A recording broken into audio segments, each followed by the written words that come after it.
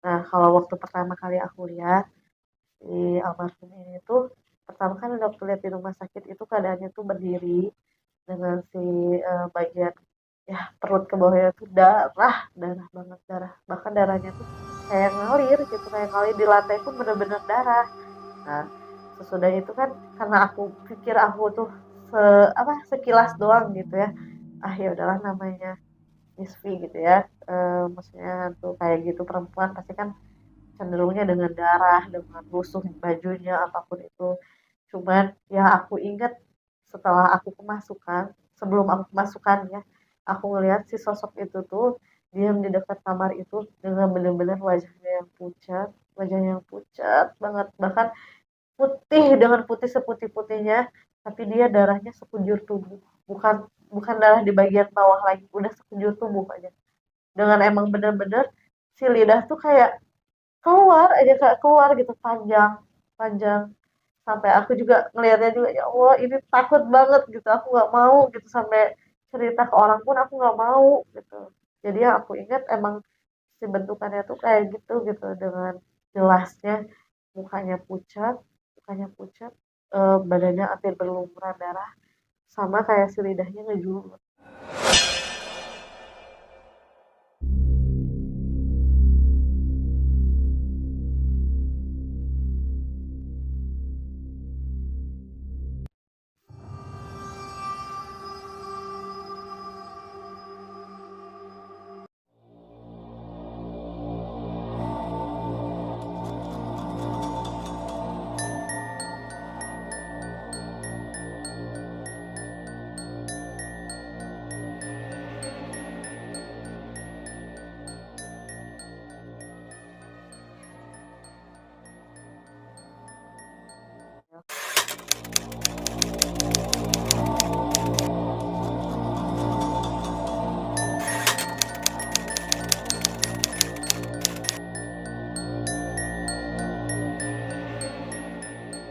Waktu aku kuliah di salah satu swasta, perguruan swasta, itu kan beres ujian nih, ujian biasa. Aku sama teman-teman selalu kalau udah beres ujian pasti nongkrong dulu lah gitu ya di bawah gitu. Nah kita lagi nongkrong biasa di dekat dekat parkiran motor, tiba-tiba tuh kayak ada suara kayak nubruk gitu, keras banget kedengaran tuh. Otomatis kan kita semua pada ke depan nih, lari ke depan. Aduh ada apa ada apa? Oh ternyata ada kecelakaan. Nah, kecelakaan kita lihatlah ke depan, udah penasaran gitu ya, lihat ke depan. Pas lihat ke depan si korbannya tuh lagi digotong dipindahin ke trotoar gitu, dipindahin ke trotoar. Nah, aku tuh ngelihat kan kayak gitu, aduh kasihan kata aku teh, tapi kok anaknya pakai baju SMA, takutnya aku juga kan SMA masih daerah situ ya, masih daerah Suci. Aku lihat seragamnya, oh iya nih seragam bekas aku SMK dulu, bekas aku SMK dulu. Waktu aku lihat, aduh kayak gitu, kondisinya bener-bener udah memprihatinkan gitu ya, karena dia luka tuh bagian kepala. Ah, aku berani diri karena otomatis kan aku lihat kan dia pakai seragam yang emang dulunya SMK aku kan, aku masih punya kontak guru-guru di sana. Aku lihat, aku telepon lah guru-guru di waktu di SMK. Aku telepon, Bu, ini ada kecelakaan pakai atribut SMK ini, kata aku tuh. Di depan kampus, kata aku tuh. Bisa tolong ke sini nggak, Bu?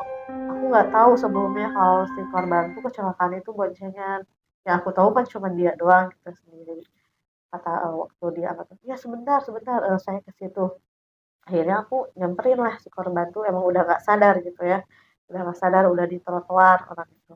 Aku lihat aduh parah banget gitu ya lukanya karena bagian kepala kan, apalagi emang udah bener-bener kelihatan lah. Nah lama kelamaan si korban tuh kayak ngedengkur gitu, kayak ngedengkur gitu, ngedengkur kesakitan, ngedengkur kayak tidur gitu ya, kayak ngorok gitu.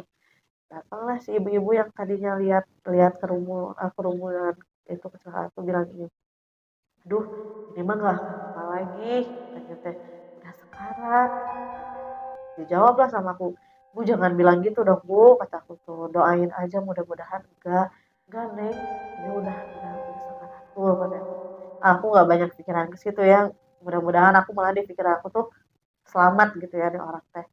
karena emang banyak mobil yang nggak mau berhenti, akhirnya diberhentiin lah sama si satpam kampus aku tuh, tolongin bawa dibawa ke rumah sakit, karena dari kampus aku ke rumah sakit untungnya dekat gitu ya.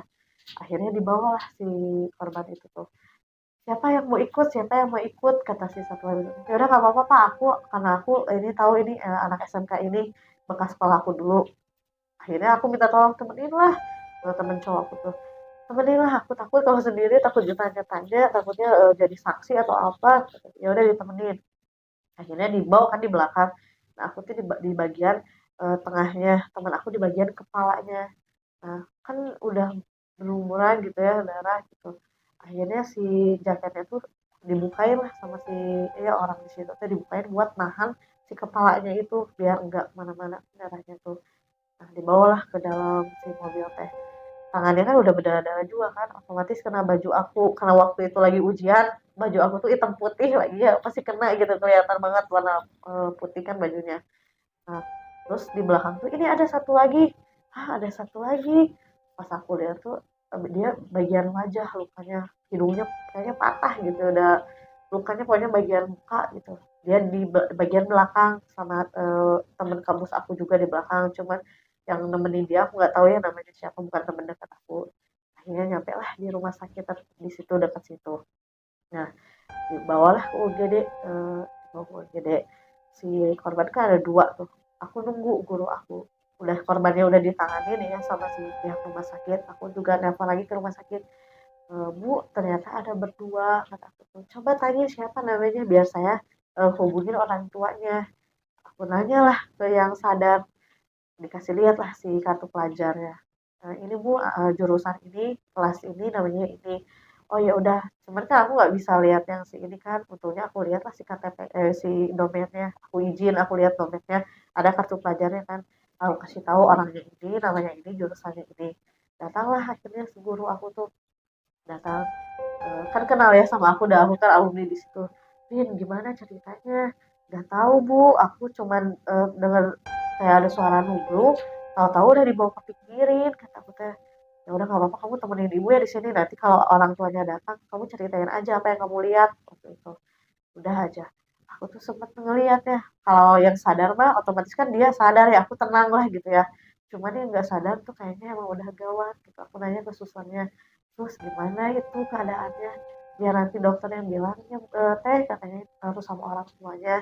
Pas aku nengok tuh emang udah nggak dilakuin penanganan gitu, cuman yang aku lihat tuh dia bajunya udah dibuka, celana seragamnya udah dibuka, jadi pakai celana pendek doang, sama ditutupin aja bagian si kakinya. Perasaannya udah, aduh kok ini parah tapi nggak ditangani. Aku udah nggak tahu kalau dia udah nggak ada gitu ya. Akhirnya kalau udah kesorean, aku izin pamit duluan aja sama guru aku, Pak aku duluan aja ya. Ya bu ya pak, soalnya udah sore, aku udah dari pagi nih abis ujian, besok masih ujian, kata ketua aku sama teman aku gitu. Pamit sama teman aku nyampe rumah, aku kan WA-an gini, BBM-an waktu itu kalau nggak salah. Gimana kamu tahu nggak kabarnya gini, nggak tahu, kataku teh, belum ada kabar dari guru yang aku hubungin. Aku bersih bersih kan, aku belum sadar nih kalau baju aku tuh kena darah. Akhirnya aku lihat, aduh kena gitu ya, perasaan udah nggak enak aja. Aku bilang sama si mama, mah bajunya buang aja lah, takut aku. Jangan, kalau apalagi bekas kecelakaan jangan dibuang, cuci, udah cuci baru buang. Cuci aja sama aku, bersih bersih lah, aku mandi kayak gitu. Udah bajunya aku cuci, aku masukin kresek buat buang gitu ya, karena aku mau pakainya juga takut gitu ya, jadi inget gitu. Akhirnya aku kamar aku kan di atas nih, aku ke kamar. Pas aku ke kamar, aku udah ganti baju, udah mau makan kalau nggak salah itu, mau turun lagi ke bawah, sekelebat aja ada orang berdiri.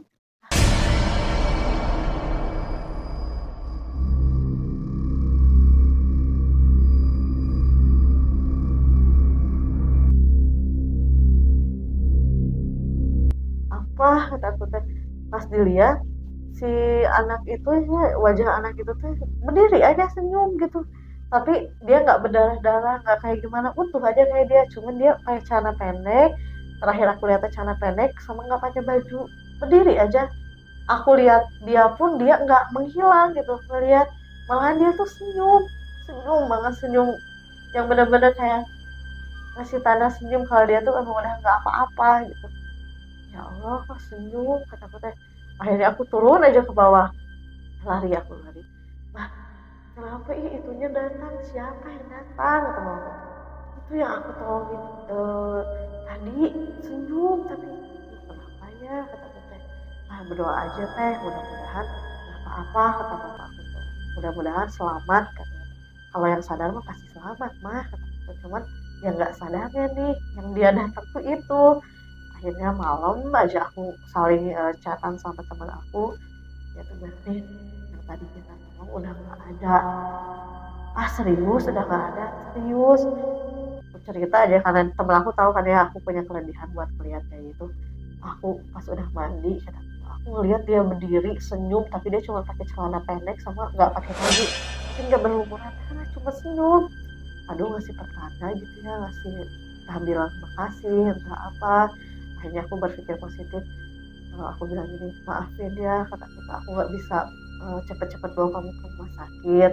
Aku juga kadang ngerasa bersalah gitu, kenapa sih sampai nggak ada gitu. Akhirnya udah biasa aja. Aku besoknya kan aku ujian lagi nih pagi-pagi, aku ketemu kan udah beres ujian lagi, ketemu lagi nih temen aku, cerita lah kita kemarin kayak gini gini gini. Temen aku tuh bilang kayak yang kemarin kecelakaan itu tetangga kosan aku, tetangga aku ngekos katanya anaknya bapak ini. Dan kamu tahu nggak katanya ceritanya, sampai dia nggak ada pun si darah di kepalanya tuh terus ngalir gitu. Sampai sebelum dikafanin pun emang harus dibungkus sama plastik di kepalanya tuh. Ngalir aja terus kayak darah seger kayak gitu. Aku cerita lah ke teman aku yang aku lihat, mana ya, aku ngelihat dia senyum kata aku kayak senyum aja kayak entah itu ngasih tanda kalau dia udah nggak ada, entah ngasih tanda kalau dia mau berterima kasih gitu ya. Aku bilang sama temen aku cerita gitu ya gini gini gini, ya udahlah nggak apa-apa nih lupain aja, mungkin dia mau ngasih makasih gitu, mau ucapin makasih, mungkin dia senyum gitu. Sampai akhirnya teh aku tetap kepikiran gitu ya, akhirnya aku main lah ke SMK tempat aku dulu. Aku bilang, Pak, ingat kan ya waktu ini, karena dia bilang gini, Din tahu nggak sebelum dia meninggal itu ngomong apa? Dia tiba-tiba nanyain sama saya, Pak, kalau meninggal tuh yang ditanya apa sih? Karena ditanyanya apa aja sih?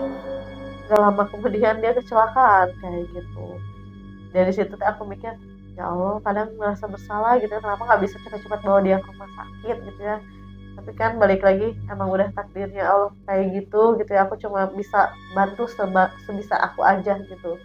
Dari situ akhirnya udah aja lupa kayak gitu. Nah sampai temennya yang meninggal itu tuh ternyata temen adik aku, karena adik aku kan SMK-nya di situ. Dia mau pengen ketemu sama aku gitu. Main lah ke rumah dia, ke rumah sama adik aku kan yang ngobrol, nungguin aku pulang. Nah sudah dia ketemu aku ngomongin, makasih ya sempat ditolongin katanya bawa aku ke rumah sakit. Terus aku cerita aja, ya maaf aku cuma bisa nolong gitu, tapi maaf juga dia bisa bikin temen kamu selamat kata aku tuh. Dia tuh nangis katanya ngomong gini, salah aku teh, aku yang minta antar dia buat bawa motor itu ke bengkel karena itu kan motor bengkel. Bahkan aku ngerasa bersalah tuh karena dia tuh asalnya kan mau pulang, cuman temennya tuh emang ngajak dia ke bengkel itu gitu ya, karena emang udah temen deket gitu. Jadi dia ngerasanya kalau dia nggak minta antar dia tuh dia nggak akan mungkin kecelakaan sama temennya itu. Cuman aku ceritain aja sama kamu, tahu nggak, sebelum pas sorenya udah aku pulang dari rumah sakit itu, dia tuh berdiri dengan senyum senyum senyum itu kayak emang bener-bener senyum lepas gitu, dengan senyum aja kayak ngasih petanda kalau dia mungkin udah nerima gitu, kalau dia tuh emang udah nggak ada. Jadi kamu juga nggak usah ngerasa bersalah karena takdir juga kan emang udah Allah yang tentuin ya. Yang penting kamu lebih hati-hati aja kalau kayak pergi gitu pakai helm lah gitu, walaupun cuma deket gitu ya, karena kan celaka atau gimana pun kan nggak tahu gitu ya. Dari situ aja dia teh udah ngerasa, ya teh makasih banget katanya tuh udah ngebantuin cara bawa aku ke rumah sakit katanya. Ya nggak apa-apa, aku juga udah minta maaf kata aku teh, ya nggak bisa bantu lebih kata aku cuma bisa bantu sebisa aku aja gitu. Ya dari situ aja adik aku udah nyeritain mungkin ya kakak aku bisa kayak gini gini gini gini. Akhirnya si temen aku tuh pemimpiin aja sama temennya. Dia tuh cerita sama adik aku ngomong gini, tong hariwang, ini Sunda gitu ya, tong hariwang abdi mah tos kedahna kieu da, tos teu aya ge emang kedahna kieu. Jadi kayak emang dia tuh ngasih firasat ke temennya gitu ya, jangan lagi punya rasa bersalah gitu, karena emang ini udah takdirnya lah dia pergi dengan cara kayak gini. Ini tuh yang bawa motornya almarhum atau temennya? Almarhum. Almarhum. Nggak pakai helm pas Enggak, itu? dua-duanya nggak pakai. Mungkin mengingat jaraknya dekat mungkin ya? Ya, karena kan emang dari sekolahan dia ke bengkel tuh emang deket lah gitu. Jadi mungkin pikirnya ya udahlah, namanya juga cuma deket gitu, nggak di helm, nggak pakai ya keamanan yang lainnya gitu. Ini tuh ketabrak atau gimana Kak Ririn? Kalau aku dengar dari satpam kampus aku tuh kayak dia tuh tabrakan sama dari yang lawan arah gitu. Kalau nggak salah nabrak mobil. Jadi yang satu pental ke sebelah kanan, yang satu lagi dia ke kiri. Nah yang parah tuh yang meninggal yang ke kiri karena dia kan kebentur apa ya, kalau nggak salah kebentur bagian apa kendaraan lain yang di seberangnya. Kalau yang selamat itu jadi kayak keburu kegencet sama motor gitu. Kalau dia mental, kalau yang meninggal tuh sampai mental katanya. Aku juga dengar dari satpam kampus aku sih ya, kalau itu kalau ngelihat banget kejadiannya sih enggak gitu. Terus kata satpamnya mobilnya yang nabrak itu tanggung jawab nggak atau kabur lari? Enggak, dia nggak tahu ngerasa bersalah, nggak tahu ngerasa nggak salah aku gitu ya, dia pergi, malahan dia nganterin korban ke rumah sakit itu mobil yang emang bener-bener lewat aja gitu, diberhentiin sama si satpam, bukan mobil yang ketabrak sama si motor itu.